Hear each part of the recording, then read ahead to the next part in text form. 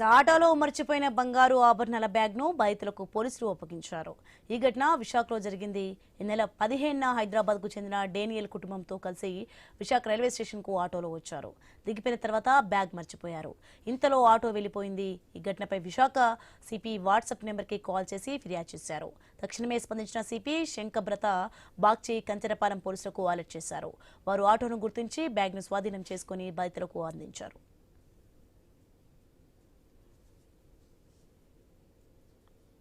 విశాఖపట్నం నుంచి Hyderabad morning auto తీసుకున్నాం railway స్టేషన్కి. అక్కడ రైల్వే స్టేషన్ దిగిన వెంటనే డబ్బులు ఇచ్చాము. ఆటో డ్రైవర్ డబ్బులు తీసుకోకుండా బ్యాగ్ మాది ఆటోలోనే ఉండిపోయింది. వాడు ఫాస్ట్గా వెళ్ళిపోయాడు. వెంటనే ఇంక మేము అక్కడ ఉన్న లోకల్ పోలీస్ వాళ్ళని కనెక్ట్ చేసాం కానీ అవ్వలేదు. అప్పుడు సిపి సార్ వాట్సాప్ నెంబర్ ఉన్నది మా దగ్గర. సో వెంటనే సార్కి కాల్ చేస్తే సార్ వెంటనే రెస్పాండ్ అయ్యారు. అక్కడ ఉన్న ఆ జ్యూరిస్డిక్షన్కి వచ్చిన కంచరపాలెం పోలీస్ స్టేషన్ వాళ్ళని అలర్ట్ చేశారు. అవి వెంటనే సీసీటీవీ ఫుటేజ్ అవి తీయించారు. తీయించిన తర్వాత ఈవినింగ్ కల్లా వెంటనే ఆ థెఫ్ట్ అయిన బ్యాగ్ రిట్రీవ్ చేశారు. We are very grateful for this and thank you so much CP సార్కి. 15న